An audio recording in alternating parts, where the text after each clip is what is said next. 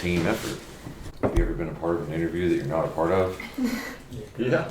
Last week. Couple times. Alrighty.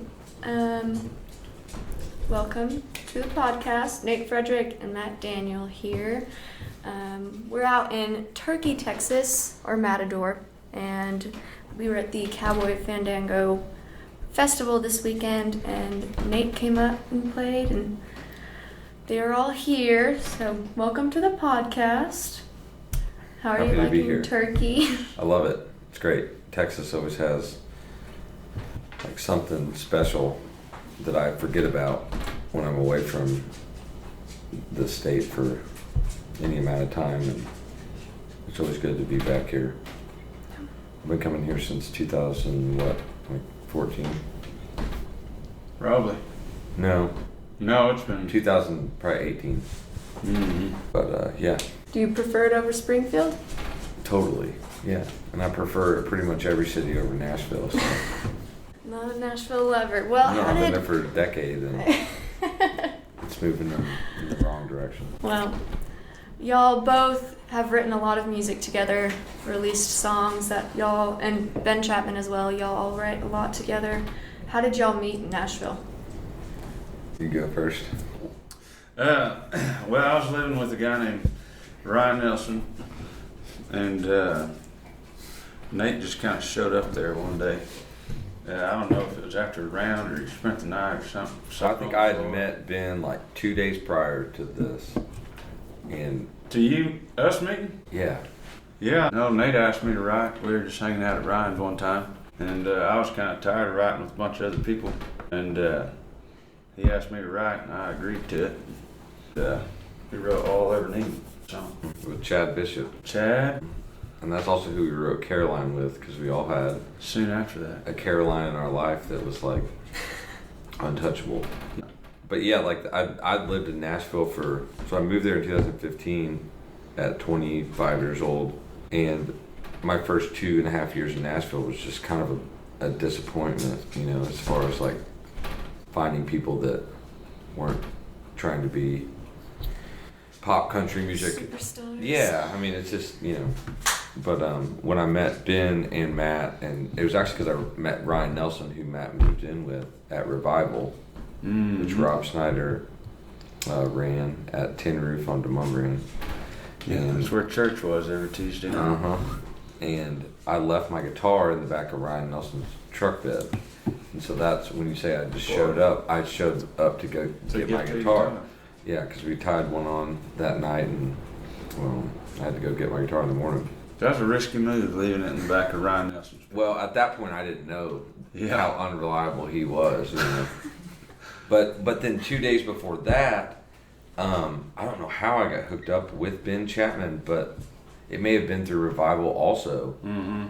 And he drove his mom's car, and I was living at a house that they've since torn down and put 2 pop-up homes on. Really? Yeah, on Gale Lane in like 12 South area of Nashville.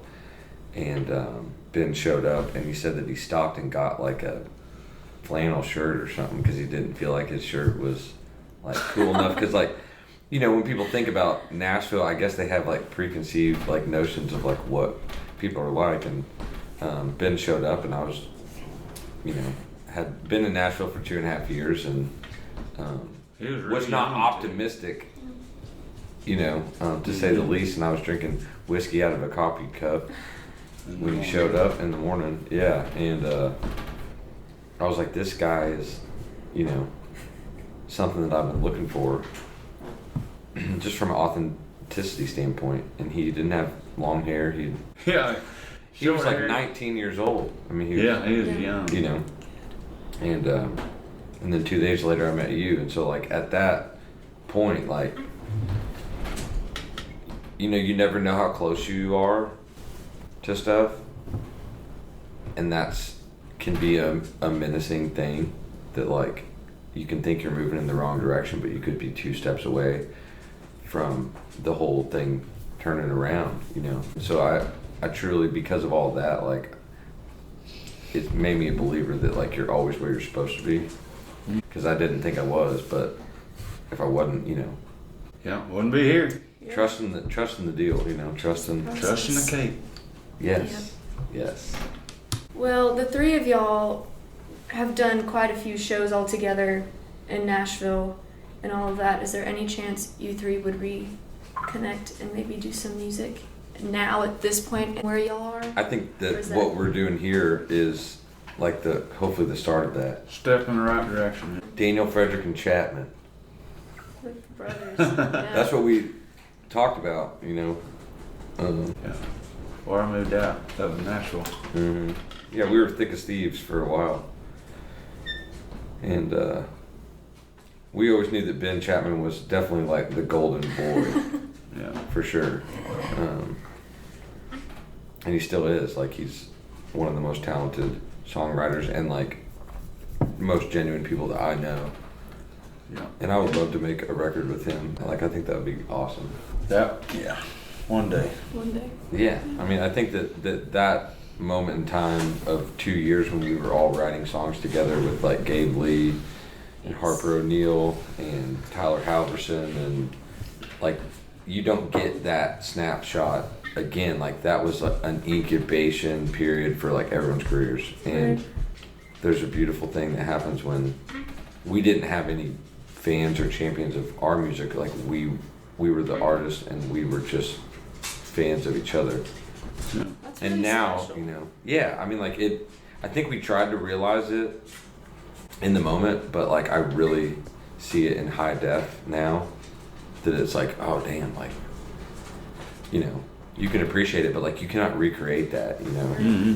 and, Yeah, and that was kind of a launch pad period for a lot of people. yeah, Like, even though we're not playing all the time together, like the fan jam that you did there in town, that was I mean, like, Pretty neat if little nothing else ever happens, and the stars never align again, like, at least, like, oh, that's what that feels like when you're like, Mhm.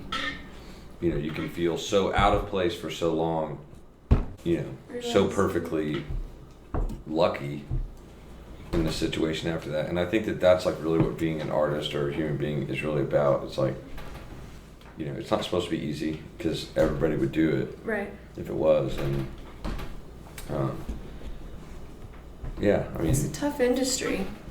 How do y'all, because I feel like y'all's group, everyone is so different and so individualistic, which is awesome, because I feel like Nashville is a place where people will come in and they'll buy them up, take them over, and that they don't have their style anymore that they had in the beginning, and they kind of wash over the authenticity of certain artists. How do y'all stay true to yourselves in an industry that is constantly trying to buy you out and control you? It's pretty easy when you look at the industry and you hate everything you see. Just about. Not really everything you see. There's some really great stuff. yeah, I mean, there. I think that the the- good musicians are good, and Absolutely. and whether they're popular or not is like a separate entity. But it's like, I've always felt like that, like, writing music for, like, I don't want to take advice from somebody that I don't like appreciate or like look up to. So like, I think having that friend group was really important. Would And you? keeping the influences, really. All that's based around a lot of influence. People you listen to and people you look up to, like you're saying, I guess. That kind of influences writing and style. Yeah, that like we were trying to at least like, Landis made a comment earlier that like he didn't want to sound like Jimi Hendrix, but he wanted to like invoke like the spirit of like what he was doing. And I think that's, we watched Heartworn Highways a lot, Yeah. and Guy Clark and Towns and Steve Earle, and it was like, there was, not that we wanted to be them, but like we wanted to like continue on, whatever that was. And then, looking to your left and right and seeing people that like were doing that and like you were a fan of, that were also like your peers, like that's the greatest amount of like accountability that you could ask for. So we weren't really writing it like for like fans, because we didn't have any. Like, we were just kind of doing it together. And then now it's a different position, because like you know, obviously all the success that everyone has had, like, is not surprising. But it's different when it's not like your little baby anymore. Mm-hmm. When everybody else gets to be a part of it. And that's obviously the goal. But, yeah, I miss that. I miss no one ever giving a shit except for us. Because you have a chip on your shoulder and you're like, this song's badass. Like, if you don't get it, then that's on you, you know? Right. Once everybody starts to love it, it kind of like doesn't belong to you anymore. You're sharing. Sort of, yeah. Yeah. With y'all's music and y'all's writing, what artists would you say that you take a lot of, you like to be, that you are influenced by, would you say? I love Guy Clark and Van Morrison. Yeah. A little bit of Jim Croce. Yeah, of course, Guy Clark for me too. Golly. I don't know. Guy's always the go-to. What would you say the line is between being influenced by a person in music versus plagiarism? What is that line? That's a good question. I mean, that was even back to what you said, to where it's like there's a difference between inspiration and emulation. And like sometimes, honestly, like there's a lot of people that, for instance, like Willie Nelson, who wanted to play like Django Reinhardt. And in the pursuit of like emulation, maybe, he had an interpretation. He ended up being inspired and like kind of failed at being Django and then fell into being Willie Nelson. Mm-hmm. And, you know, I think that just giving credit like where it's due is like really crucial for the growth of music, because like nothing is really our idea anyway. Like there's only so many colors on the wheel. When the best songs are written, like you're just kind of a vessel for what's happening. And if I knew how to think my way into the position that where I'm at, I would have done it way different. And so it goes back to like you're always where you're supposed to be humble about it, and just try to be, you know, authentic, and there's no need to copy anyone because it's impossible. Right. You know, call it what it is and just appreciate it, and whether that's your friend or it's, you know, somebody in the Country Music Hall of Fame, it's the same thing. Would you say y'all have been personally had music kind of copied and taken under your nose a little bit? Here we go. You don't have to answer, but just out of curiosity. Is it more common than people think? Is it less common? I think that honestly the music industry would press the same song over and over and over again if people would not be the wiser and sell it. Like, so the only question is are you in the business of music or in the music business? Right. Mm-hmm. Yeah, that's good. And if you're in the business of music, then you're figuring out what's going to sell. And if you're in the music business, or whichever way you want to look at it, I think you could actually take either side of that and put music first. But it's like if you're creating something, most of the time, if people aren't on board with what you're doing, you're probably in a good place. If everyone digs it in the beginning, it's probably not that good. And so being okay with sometimes maybe being, you know, 2 or 3 or 4 years ahead of the curve is a beautiful thing. But to see when that train comes around and it becomes, you know, somewhat of a fad or a trend, right, is sometimes a tough pill to swallow. Yeah. And I do think it's, you know, like Nikola Tesla. People know who he is now, but like his relationship with, who was it, Benjamin Franklin? No. No? Thomas Edison? Yeah. Nope, not the peanut butter guy either, huh? Yeah. Anyway, like I think you get what I'm like. Right. Yeah. Nudging towards, to where it's like there's the people that get the limelight, and then there's the people that do it, and it's like my dad would always tell me, he's like, do you want to be right or you want to get it right? Like, because you can possibly have both, but like it's a mindset. You want to be good, you want to look good. Yeah, I mean, I think that the fact that no one really owns an idea makes it to where plagiarism or like everybody is influenced by everyone else, and so I think giving credit where it's due is so important, because it's like it's the right thing to do. Right. Just plain and simple. You know, just be grateful, and you know, we're lucky to do it at any capacity. Yeah. Like it's a subjective industry. I mean, we've been third class or second class citizens for a long time. You know, like it's not only in the last like 30 years have musicians like made millions of dollars. Right. Yeah. Or 50 years maybe.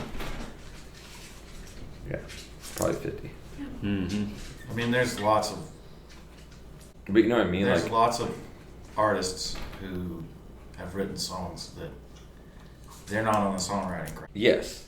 Yeah, and you know what? Like it's back to that like protecting the field thing. Like I said last night, it's like it's just protect the sanctity of what that means, you know? Yeah. Absolutely. And y'all's group played at Revival.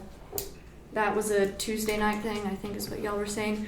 And I think a lot of people don't really realize we have the big artists like Lainey Wilson, and I think Luke Holmes also was in Revival, and Muscadine Lundline, I think, is maybe not what you were saying. But I know y'all have talked about how important it was to have that group and how influential that was for y'all's growth. How did y'all find, within that group, the writing processes? Did it vary between certain people? Did y'all do a lot of co-writing amongst the Revival group outside of your friend group, or did y'all mainly stick around just in your circle? I think at first I did. I mean, I was going around writing, you know, because that's kind of what, you know, the whole idea is. You go there and you ask people to write and everything like that. But it kind of, as time went on, it kind of got smaller and smaller and smaller. You figure out the people that you just had. You can sit down, you can write a song, and you click and all that kind of, have that kind of chemistry. Once you find that, doesn't make you want to not write with anybody else, but it just kind of, you know, you figure out what's working. It's almost like dating in a way. Like for real. Like it's like, you know, maybe get a song out of it, you get a free dinner kind of thing. Yeah, it's like you're looking for somebody that you have like a certain connection with, or challenges you to expand or grow. Something that was what I love about Revival is there was a lot of networking, I would say, going on that a lot of people like to do, but at the same time, what set it apart was one, the standard, you know, of kind of what we, not we, but the people that started Revival believed in, and that was kind of adopted by a big group there, and so anyway, I think there's a lot of people that try to go there and they try to write with some of the bigger names, because you'll see them around there, you know. There's that kind of thing going on, but I really feel like it was more of just like going to church, you know. You're just hanging out with your friends, you know, pretty much, and then if you got an open date. Yeah, I mean, I think that living in Nashville for like 2.5 years prior to that, and not being a part of like that community, made me feel like I was like swimming upstream. So like having that like as just like a place to like check in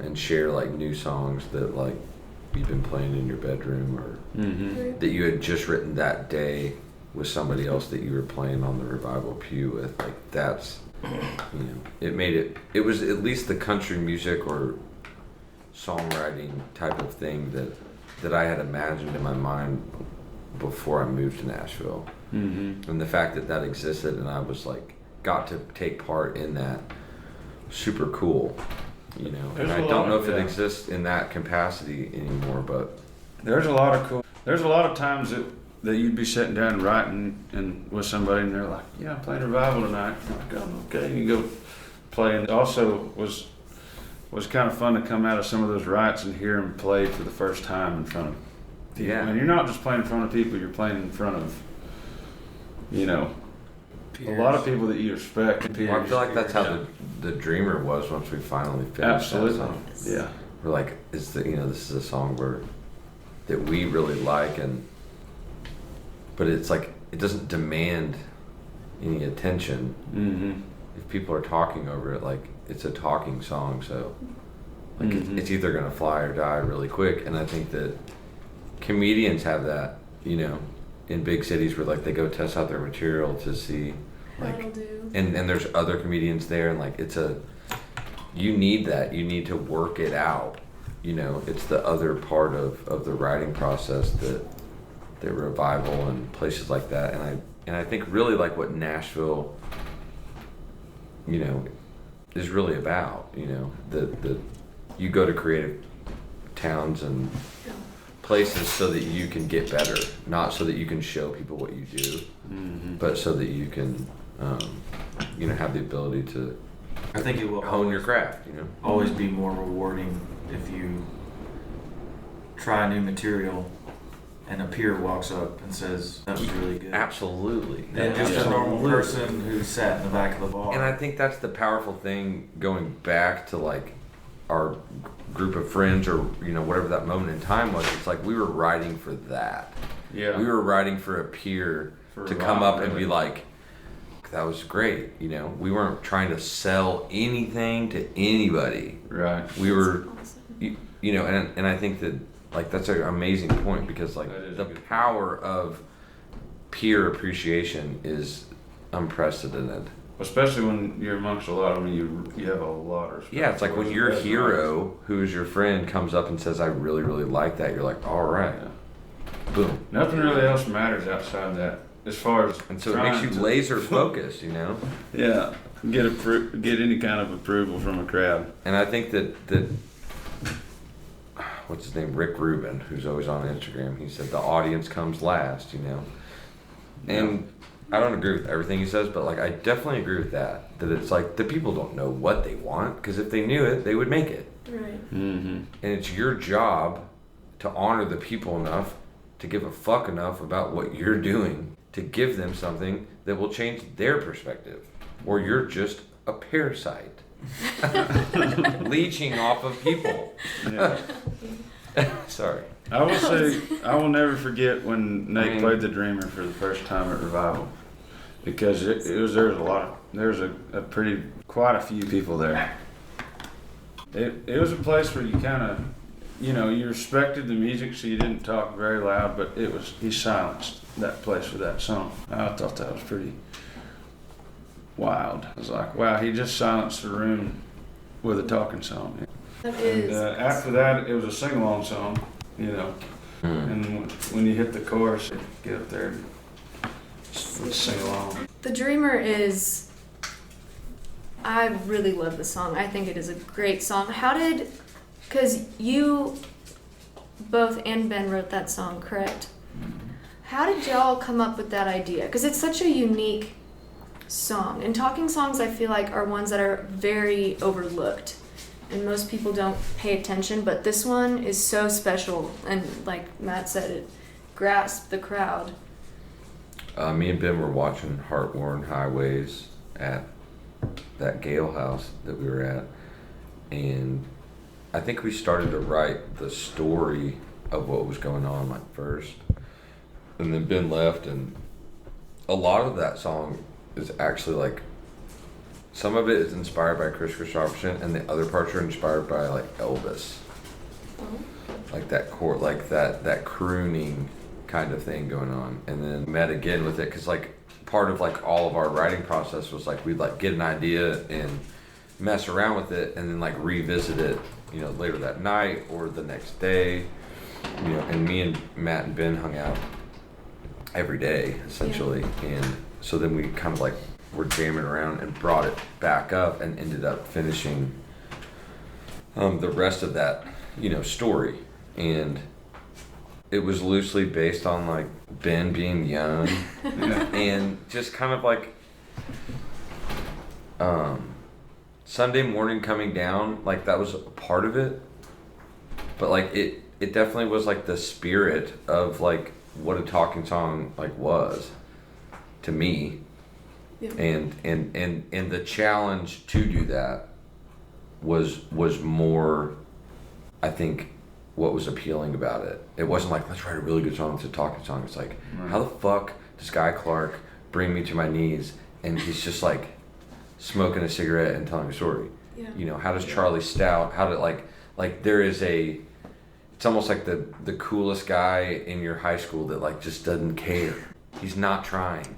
And so there was that mountain that like, at least from my experience, that was built like, could I do this? Is this like, I want to know what this feels like, or like, you know, how to do that at least once. Right. And it's amazing how refreshing it is to people, and it was to me, which is one of the reasons I have always enjoyed writing with Nate, is I was so tired of people writing with an agenda, and there's nothing wrong. I will say, everybody's doing it for different reasons, you know, but that's not what I like. The way I like to look at it going into it, and Nate is that way. And when we wrote together, I didn't know to be expecting that, and we were basically just like, let's just write. well, it's like you're like, it's like you're going on a walk and like discovering something, as opposed to being like, what are we gonna do? What's it gonna sound like? What genre? Who's gonna cut it? Yeah. How are we gonna sell it? It's like, bro, that is not art, and you know that. Like, you're a photographer at best of sound. Like, don't you go plan out that picture. This isn't fucking Scroggins. Yeah. You know, seeing your pictures. It's like, let's go around, and if you don't see anything, don't snap it. Yeah. But find somebody you want to go on a walk with and do it. Yeah. You know? And you might just learn something about yourself, and then maybe that gives it some amount of value to other people that are, you know, going to pay you to listen to it. Or You have to be really honest, because it's every idea sounds, you know, to be able to bring it out in front of somebody, it takes a while to be okay with that, you know. And then when you become okay with that, you start really saying what is on your mind, you know, whether it's a terrible idea or a good idea, you know. And it's just very nice to be able to sit in a room. I think that's why your circle tends to get smaller, or some people's, I guess, because, you know, I can be 100% honest with this fella, and he's going to be honest with me, or he or she, and we're going to write us a song. well, and you know, like, this is me, like if you're gonna have somebody over to the ranch to like fix something, you're gonna call the guy that you know can fix that thing. Right. You're not gonna call me to like come do it unless you just have to. You know, so like if you're in the mood to write a particular song, you're like, I know that this guy, like, this is his thing. Yeah. And you know, I think especially that's if it's personal. Yeah, it's like, it's almost like everybody has like their own little niche of their sound, and when you're mixing them together, like if it's a Gabe Lee or a Ryan Nelson or Matt Daniel or Ben Chapman or, you know, Harper O'Neill or Meg McCree or Benny Paolizzi, exactly. Like if you're feeling like you woke up in the morning and you're feeling like, you know, you want to go on a walk in the city of Philadelphia, like call Benny Paolizzi and write one of those Jackson Browne songs, you know. And so I think that it's, in a lot of ways, like once you develop those relationships with those people, it becomes like choosing what you want to eat that day. Well, and I can honestly say that even writing The Weatherman, because I was going through some stuff at the time, and me and Nate were sitting on the couch, and he knew I was going through, or what I was going through at the time, and I had a line, and he was sitting there trying to like draw it out of me. You know, he's like, nope, we gotta sit down and we gotta write. You know, and so he wrote the chorus of The Weatherman, and we had to, like, I had to go somewhere. But if not for the, you know, him knowing me personally, and the relationship you have with the multiple people that you write over the years really does make a big difference, because you know, okay, this is actually something that's on his mind. He's not trying to make something up. So that's when you, like Dean Dillon said, we always went after the guy that recently got divorced, you know. Whoever got divorced next, all the songwriters were swarming over him like buzzards trying to get shit out of him, you know. But anyway, It can be a very positive thing though as well. I mean, I think that music is a great like equalizer. I mean, we experienced that last night when we were all playing, singing a cappella. 7 bridges. I mean, it's not about any one of us individually. Like, we're getting to like swim in the pool of, you know, of whatever the fuck that is, and to have gotten paid at all at any point to do that in front of other people, like, it's such a fucking blessing, you know? Yes, it really is. It's You know, very easy and then to- there's also insurance salesmen out there that are writing songs, and Yeah. you know, and that's okay too, because I guess it takes all kinds. But you know, that is what I love about Texas is Right. that every time I've ever been here, like, they get it Yes. in the way that I always hoped that it would be. Mhm. Like, what was his name, Lee, last night? He's like, I love originals. And people in Nashville don't even say that. It's a songwriting town, Yeah. you know? Exactly. Like, it's like, why do you love originals? Oh, because like you're probably pretty fucking original. That's Yeah. why. Well, that's how Turkey. Recognizes real. Thank you, Yes. Landis. That yeah, it's like if you take your, you know, whatever that like story is, where like you take the dad gives the kid a watch and he's like, I want you to go see what you can get for this, and he ends up taking it to like 5 or 6 different places, and one place gives him like $10, offers him for it, and then he ends up taking it to a museum and like, oh my gosh, here's $1 million. This is super valuable. It's like you're, you know, that's what art is. Yeah. Beauty is in the eye of the beholder, and I think that people focus more on getting eyeballs or ears on what they're doing than like getting the right environment. Right. You know, to present something in the depths of their soul, because like that's a raw place to be, That's the biggest and distraction. it doesn't happen on an app with hearts and likes. Like, that's ridiculous. Yeah, it's like, If I spill, yeah, exactly. I mean, it's you just really, like, you really do. I mean, the goal is to just get naked, but like, don't get naked in front of the wrong people. But yeah, no, I mean, it is kind of, it can be a soul bearing thing if you let it bother you that people are. Well, maybe they are, you know. It's like, but like, if it's like a true offering of yourself, it doesn't really matter, because that's not really like the goal. But Yeah. I think most importantly, what matters is that you did it, and you Yes. did, and you didn't sit in the back of the room and think, man, I should have done that. that's honestly, I think if you asked anybody that's like doing anything like that, it's like doing it is enough. It's like that's the whole challenge is like just to make the jump. Everything else during the fall, it's built there. It's like baked in the cake. It's like it'll take you where you need to go. Just like don't be a pussy. Yeah. Yeah.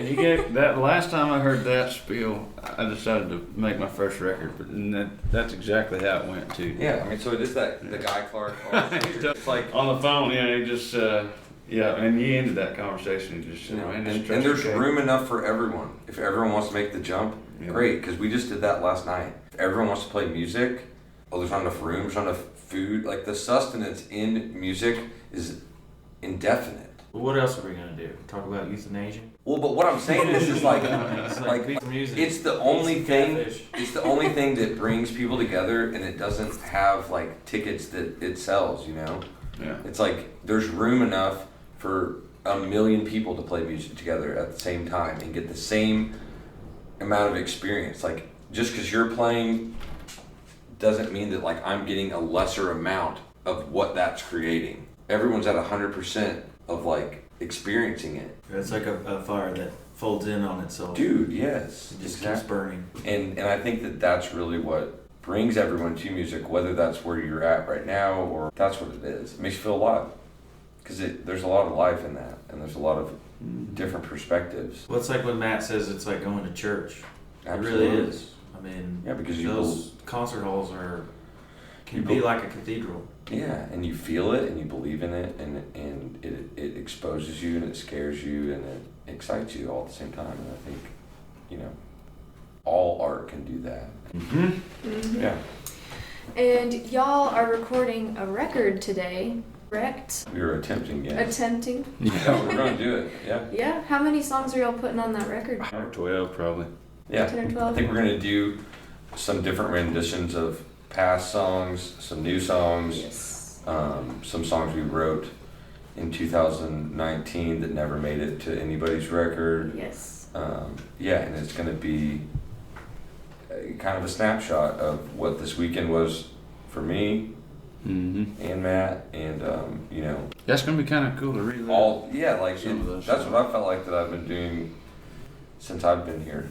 Is like remembering what brought me here.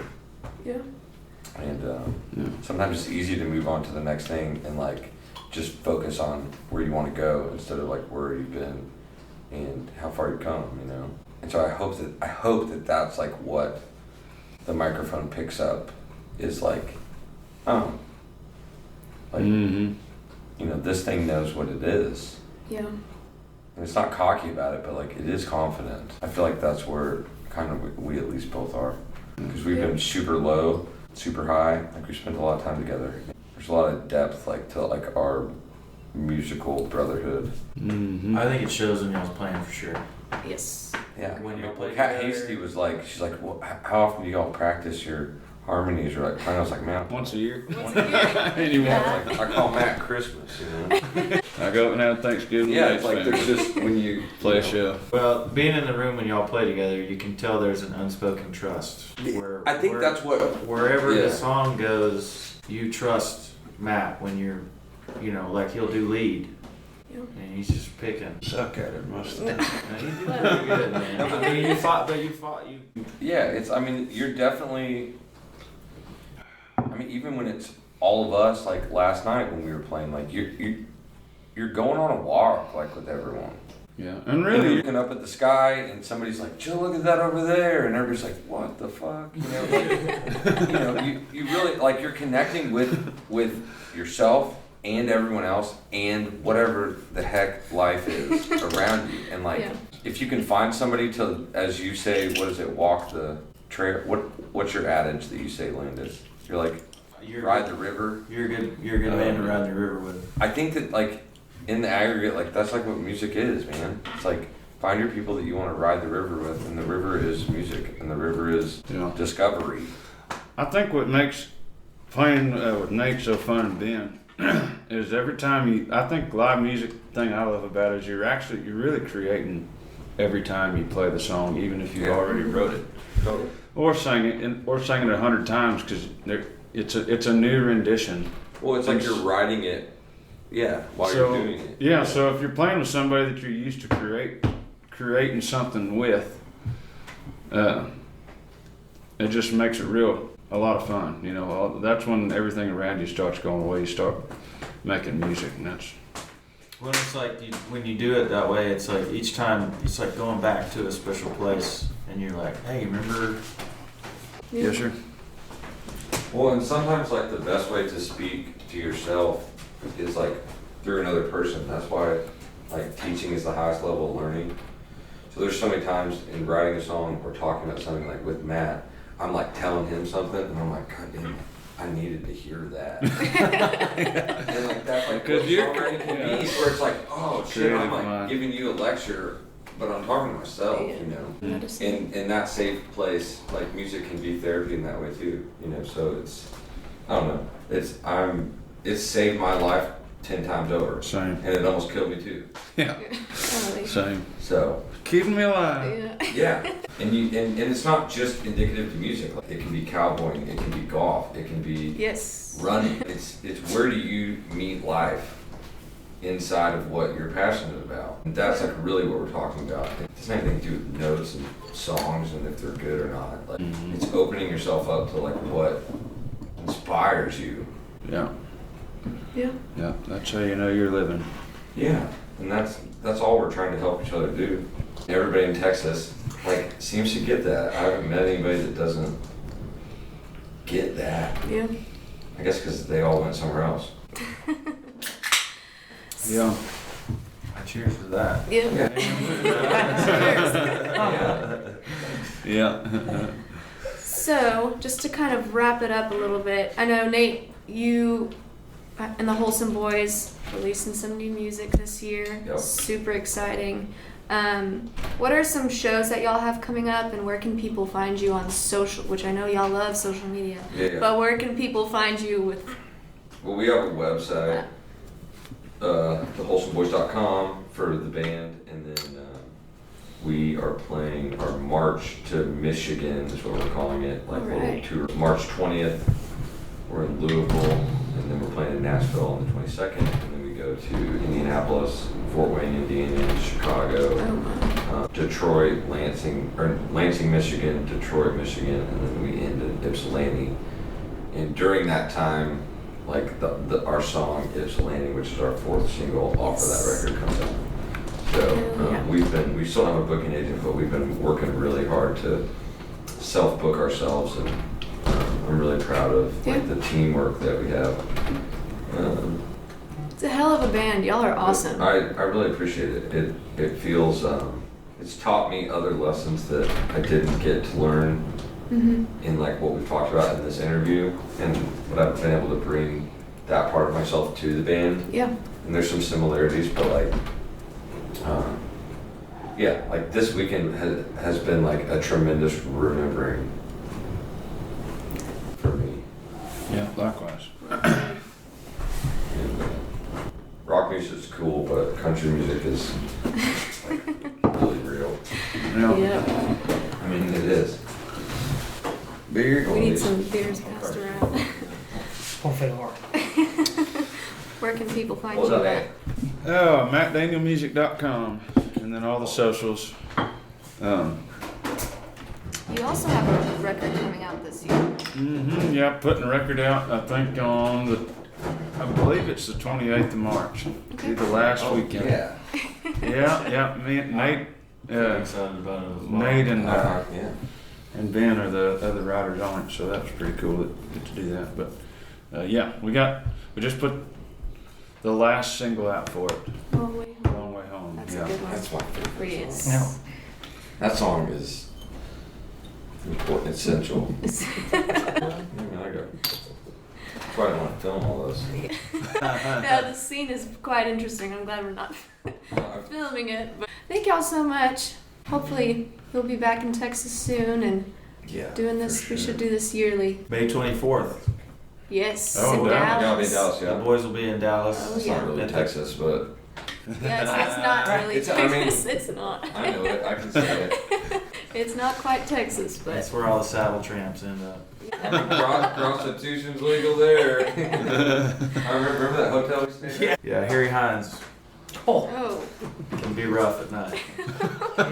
Yeah, I mean, they're just, Yeah, Frank had a culture shock moment. He was like, "Are they really hookers?" yeah, there were people picking them up, Wow. dropping them off, and they were waving to us, and I was like, God damn. But anyways, yeah, Too May bad we don't have a 24th, per though. diem. yes. I'm pumped. Yeah. That'll be good. Frank's like, can I get $50? It's like, hey man, like we're in Dallas, it's like $100. You and Andrew can split it. No, I'm just kidding. Don't put that on there. No, but I remember like walking into the hotel and I was like, this is like great. But you played that show at the guy's house that was like, it was like the Great Gatsby, his home. Remember he came out Oh in yeah. a purple suit, Oh, my. purple velvet suit. Like and- that? Yeah, I went to University of Arkansas with him. What was it? Ryan Becerra, and his dad was something, but Yeah, Highland Park is really lit. Yeah. Highland Park is like Yeah, like that's how it is. bougie. Yeah. Yes. They were It's super like living sweet in people. Beverly Hills. You know? Very. Yes. Yeah. They were super nice. Yeah, they paid us $3,000, and then they gave us an extra $1,500. Hell yeah. Damn, yeah. But then we had to put that into the record, so we couldn't spend it on the prostitutes. Though. Oh. Right. So yeah, what kind Because we of could have got ourselves a high-class Vegas for the extra, you know. But yeah, It's it was- real. Yeah. Made for explicit. I don't know when this will be released. I have no idea. But whenever it is, hopefully people enjoy it as much as I did at least. But thank y'all so much. Appreciate Yeah. your time. Thanks for having us. No problem. Bye-bye. And scene.